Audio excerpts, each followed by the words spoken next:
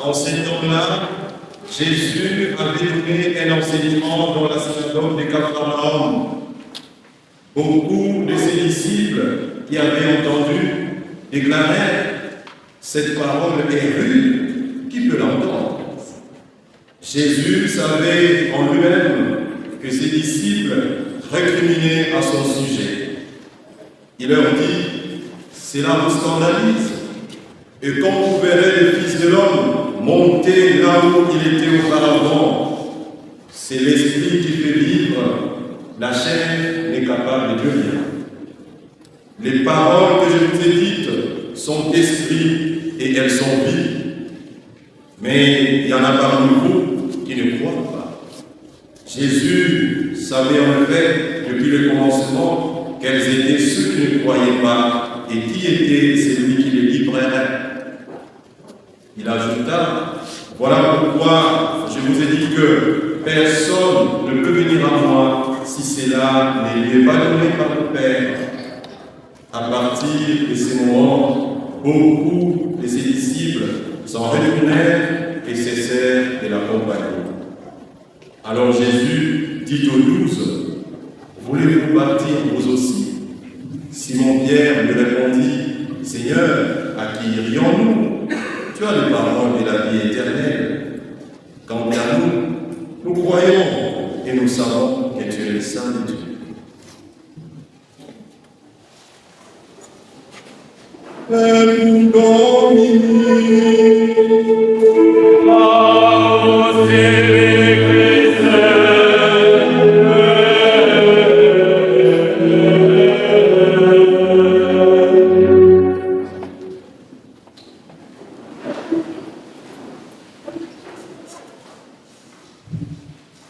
Chers frères et sœurs dans le Christ, shalom.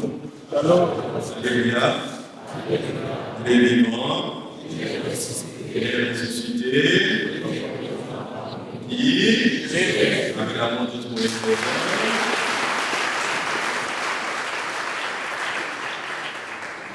Mes frères et sœurs, nous sommes dans la joie aujourd'hui parce que nous célébrons le jour du Seigneur. Dimanche, comme disait quelqu'un, dimanche c'est le jour du Seigneur, dimanche c'est le jour de la fête, et donc dimanche c'est le jour où tout le monde doit être heureux. Amen, amen. Amen. Voilà. J'ai dit tout à l'heure que nous sommes en train de célébrer le 21e dimanche du temps ordinaire de l'année liturgique B. Et en ce jour, le maître mot que le Seigneur nous adresse reste la fidélité à Dieu, la fidélité à sa parole, la fidélité aux engagements que nous avons pris devant Dieu et pour Dieu. Amen, amen. Mais, frères et sœurs, cette fidélité ne s'acquiert pas au prix de rien. Cette fidélité s'acquiert au prix d'un choix. Il nous faut faire un choix pour espérer soit rester fidèle à Dieu, ou soit aller ailleurs. Et d'ailleurs, notre vie ne fait que des choix. À tout moment, nous ne faisons que choisir. Notre vie ne fait que des choix. Ou bien vous choisissez ce qui est meilleur pour vous, ou bien vous choisissez ce qui est pire, vous souffrez, vous mourrez. Amen, amen. Aujourd'hui encore, le Seigneur veut que nous puissions revoir notre relation avec lui, mais revoir surtout ces liens qui nous lient. Cette fidélité qui doit exister entre Dieu et nous. J'ai dit tout à l'heure que c'est Dieu qui a été le premier à faire le pas vers nous. C'est Dieu qui a été le premier à nous tendre la main. Ce n'est pas vous qui m'avez choisi, c'est moi qui vous ai choisi. Et donc, le Seigneur veut que cette fidélité reste. Malheureusement, notre humanité nous conduit très souvent à vivre ce qu'on appelle l'ingratitude. Notre chair nous pousse très souvent à oublier les merveilles que le Seigneur a réalisées dans notre vie. Et cette ingratitude nous pousse justement à nous éloigner de Dieu. Alléluia. Dans la première lecture, nous avons entendu Josué convoquer son peuple. Nous sommes là, à Canaan, dans la terre promise. Le peuple d'Israël a marché. Le peuple d'Israël est passé par les déserts. Le peuple d'Israël a traversé la mer. Et dans toute cette marche, la main du Seigneur était avec son peuple. Dans toute cette marche, le Seigneur combattait au devant de son peuple. Dans toute cette marche, le Seigneur délivrait son peuple. Dans toute cette marche, le Seigneur fortifiait. Il a donné la main à son peuple. Bref, il a sorti son peuple de l'esclavage. Et voilà que le peuple se retrouve dans la terre promise. Et le peuple commence à se détacher du Seigneur. Le peuple oublie les merveilles que le Seigneur a réalisées pour lui. Et le peuple s'écrée son Dieu à lui. Et Josué, justement, a été témoin de tous ces méandres. Déjà, dans le désert, Josué a vu le peuple se fabriquer un autre Dieu. Il a vu le peuple se créer un veau d'or. Et dans la terre promise, le peuple va encore faire la rencontre des autres nations païennes et le peuple se met à prier d'autres dieux. C'est cela notre existence, frères et sœurs. Il ne faut pas aller loin pour se rendre compte que nous vivons exactement comme ces peuples-là. La main du Seigneur nous accompagne. Ce que nous sommes, c'est le Seigneur. Le Seigneur t'a peut-être délivré des grands combats. Le Seigneur t'a sauvé d'une grande maladie. Il t'a retourné la vie. Il t'a retourné en vie. Le Seigneur t'a donné l'emploi. Le Seigneur t'a donné une famille, de beaux enfants. Le Seigneur t'a donné de l'intelligence. Le Seigneur t'a accepté au rang de séminaristes, de prêtres. Nous étions nombreux. On dit, beaucoup ont été appelés. Eux sont élus. Et le Seigneur continue à nous tenir dans sa présence. Le Seigneur t'a peut-être épargné de grands combats invisibles. Oui, il les fait, il l'a encore fait ce matin. Parce que Dieu t'a donné la vie. Mais très souvent, nous oublions le merveille de Dieu. Nous créons nos idoles à nous. Nous créons nos dieux à nous. Et chacun peut vraiment s'imaginer son idole. Les mots qu'on a utilisés dans le texte grec pour traduire idole, c'est un mot qui renvoie au vide, au néant. Alors voilà, c'est dans la tradition biblique, lorsqu'il y a un vide, c'est à chacun de nous de se substituer à cela. Et donc, c'est chacun de nous qui se crée son idole à nous. On s'éloigne de Dieu, oubliant tout ce que le Seigneur a été pour. C'est cela notre nature humaine. Mais alors, Josué convoque le peuple. Et il pose la question à eux. S'il ne vous plaît plus de servir le Seigneur, choisissez aujourd'hui qui vous voulez servir. Aujourd'hui, c'est à vous, chrétiens de cette famille, que le Seigneur pose cette question. C'est à moi, c'est à vous, séminaristes. Ce que le Seigneur appelle aujourd'hui, c'est que le Seigneur appellera demain. Si vous ne voulez plus servir le Seigneur, choisissez qui vous voulez servir. Voilà, notre ingratitude nous éloigne de Dieu. Chacun de nous n'a qu'à voir les combats auxquels le Seigneur l'a dédouané.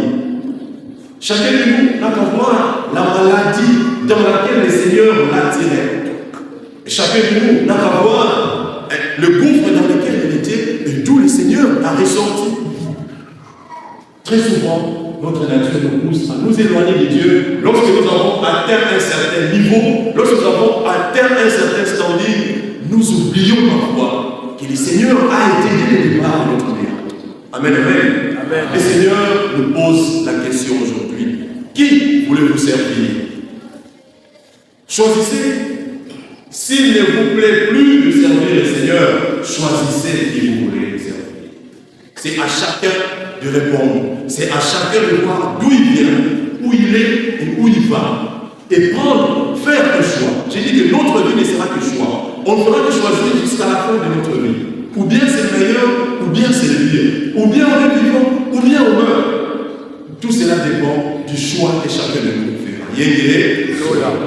Ça, c'est la première des choses. La deuxième des choses, c'est que Josué, en posant cette question, il se la pose aussi. Et ce qui est super, c'est que Josué répond lui-même. Alors là, il répond en tant que qui? Moïse est mort, c'est maintenant Josué qui conduit le peuple d'Israël. C'est les guides, c'est les conducteurs. Josué répond lui-même. C'est votre affaire. Moi et les miens, nous voulons servir le Seigneur. Moi et ma famille, nous servirons le Seigneur. Amen, amen. Voilà, c'est le sens de la phrase qui gravit sur les frontons de votre église. Moi et le Seigneur, nous servirons le Seigneur. Moi et les miens, pardon, nous servirons le Seigneur. Qui était Josué? Quand il répondait, il était le guide. Le conducteur, c'est lui qui conduit le peuple. Alors là, je m'adresse à vous pas. Comprenez donc cette phrase qui a été gravée ici. Moi et ma famille, nous servirons le Seigneur. En tant que parents, vous avez le devoir de vous imposer pour remettre votre famille sur la voie du Seigneur. Amen, amen. En tant que responsable, vous avez le devoir de vous imposer pour être sûr que votre famille est dans le bon rail, votre famille est sur la bonne voie. Josué a posé la question au peuple et il a été le premier à répondre en tant que responsable, guide d'une nation. Amen, amen. Mais voilà, combien de fois aujourd'hui n'assistons-nous pas à des fuites de responsabilité? Nous sommes à l'église aujourd'hui. Papa est peut-être là, mais maman est où? Maman est peut-être là à l'église, mais papa est où? Papa et maman sont peut-être là, mais les enfants sont où? Les enfants sont peut-être là, papa et maman. Attention que l'homme aussi. Ah oui, en qui Congo dit, en tout c'est là, en tout fouille. Voilà, Josué a agi en tant que guide et responsable. Et donc, parents, vous avez le devoir de vérifier, de vous assurer que votre famille est encore sur la voie du Seigneur. Moi et ma famille, nous servirons le Seigneur. Encore une question que chacun de nous ici, dans la responsabilité qui est sienne, se pose la question si il est encore sur les rails, si ma famille est encore sur la bonne voie, si je peux encore prononcer cette phrase ici, moi et ma famille, nous servirons le Seigneur. Amen, amen. Ça, c'est la deuxième des choses. La troisième des choses, c'est que Saint Paul, dans la deuxième lecture, nous appelle justement à être de ces hommes qui savent assumer leur choix. Il compare l'unité, la fidélité de Dieu et son peuple à l'unité, la fidélité qui doit caractériser un couple. J'ai dit que les choix, nous les ferons jusqu'à la fin de notre vie. Mais, je reviens sur ça, les choix que nous aurons à opérer, frères et sœurs, ne resteront pas sans risque. La décision que nous aurons à prendre, à servir soit le Seigneur, c'est-à-dire la vie, à opter pour la vie, ou à opter pour l'amour, la souffrance, ces décisions ne resteront pas sans conséquences. Ces décisions peuvent avoir des conséquences graves sur nous. Mais dans tout cela, le Seigneur nous appelle à être de son côté. Le psaume nous le dira encore, goûtez et voyez combien le Seigneur est bon. Le choix que vous aurez à faire ne se limitera pas seulement à vous décider de venir à la messe ou pas. Les choix à opérer sont nombreux. Permettez-moi d'entrer un peu dans la vie de chaque jour. Suivre quelle coutume familiale ou pas.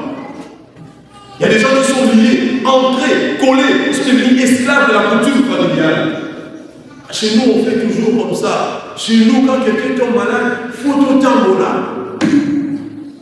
Des gens qui sont devenus esclaves de la coutume familiale. Chez nous, après 3 ans, il faut moutoir d'aïe.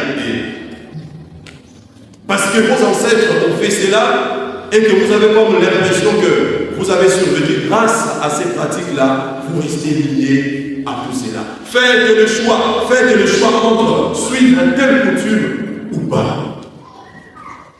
Ses frères, ses sœurs m'ont fait trop de mal. Dois-je continuer à l'aider ou pas? Faites le choix entre l'amour du prochain et la haine pour votre frère. Ses frères m'ont fait du mal. Dois-je continuer à l'aider, oui ou non? Dans ma famille, ça ne va pas. Les gens tombent malades à tout moment. Dois-je aller consulter un féticheur, oui ou non? Chacun de nous se retrouve. Amen, amen. Amen. Ah, accepter la COP, oui ou non? Accepter la corruption, oui ou non? Qui est épargné de tout ça? Ce sont des choix de vie que nous devons faire maintenant. Accepter la coopération, oui ou non? Hier encore, permettez-moi, j'étais avec, nous étions quelque part avec un vieux qui a raconté son histoire. Je ne savais pas qu'après, ça peut aussi m'inspirer. C'est un grand monsieur, il a exercé de grandes fonctions dans notre pays. On lui dit, voilà, monsieur l'abbé,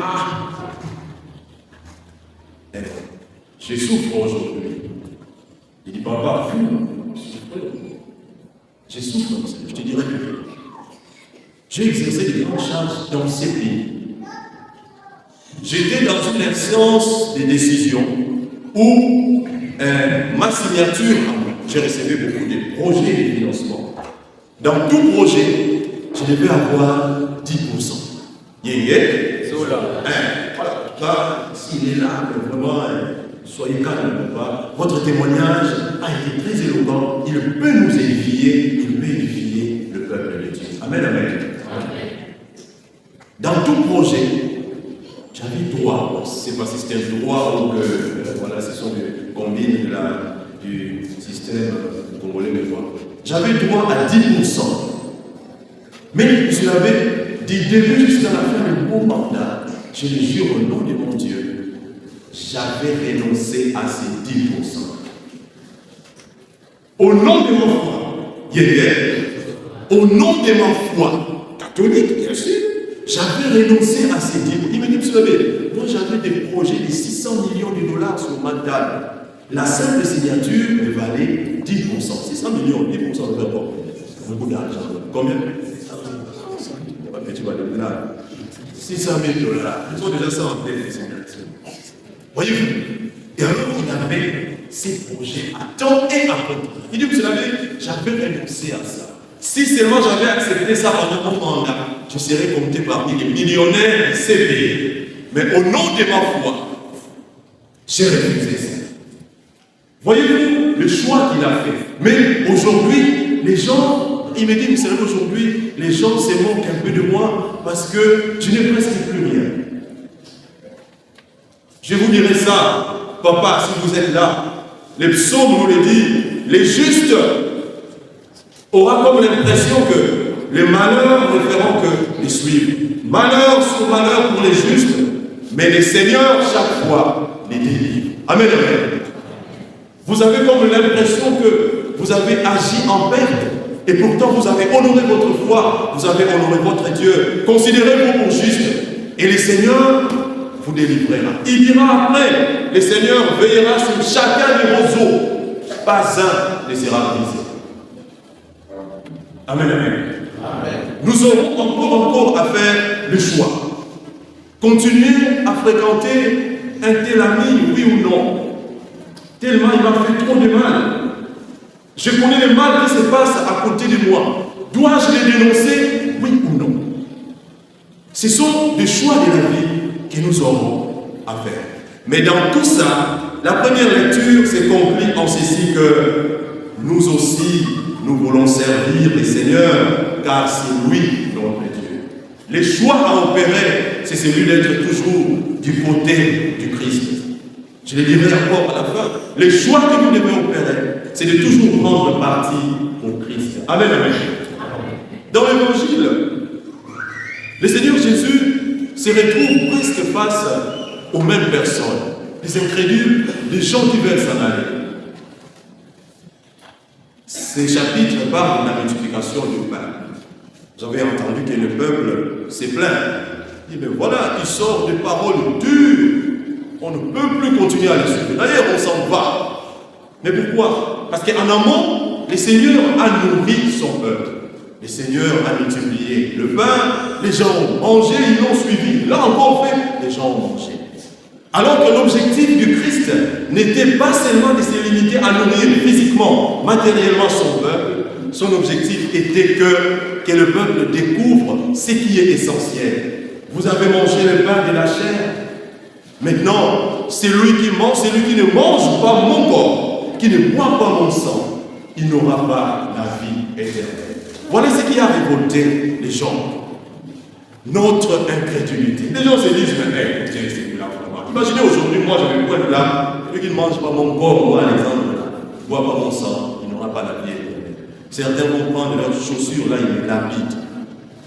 Ouais, ils n'avaient pas tort, ces gens-là. Certains disent, mais écoute, on t'a vu naître.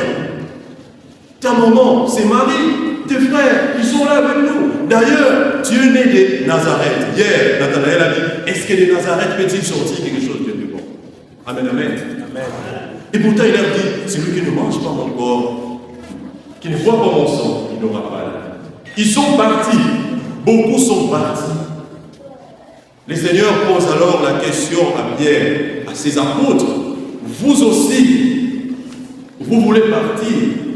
Pierre qui répond, dominé, à quoi minimus, Seigneur, à qui irions-nous? Tu as les paroles de la vie éternelle. Voilà le choix qui doit être nôtre. Après toute cette tergiversation, après tous ces choix que nous aurons à faire, nous sommes appelés à chercher ce qui est essentiel, la parole qui sort de la bouche de Christ, son corps et son sang qui nous donnent la vie. Et tout ça là-bas, c'est un choix qu'il faille nous faire. Et ces choix, nous l'aurons à les faire jusqu'à la fin de notre vie. Dieu nous appelle aujourd'hui à renouer notre fidélité en lui. Il nous appelle aujourd'hui à faire le bon choix. Le bon choix, c'est prendre le côté du Christ. Le bon choix, c'est choisir la parole de la vie. Le bon choix, c'est être du côté de Jésus-Christ. Dominer à quem vivimus, verba vitae aeternem habes. Seigneur, à qui irions-nous? Tu as les paroles de la vie éternelle.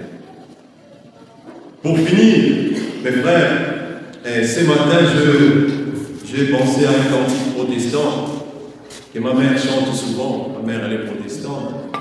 Ça m'a touché, c'était trop fort. Qu'est-ce qu'il disait? Je l'ai appelé, il m'a donné le texte, il disait Yisuka kazolene, Yisuka kazolene,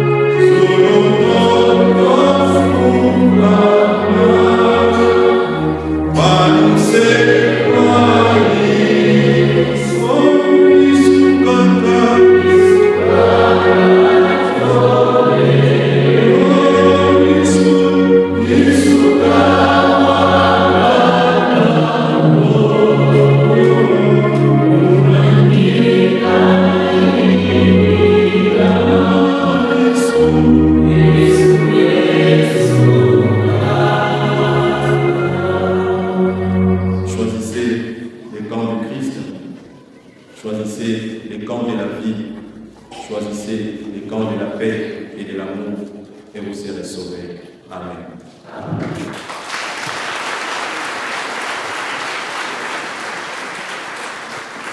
Amen.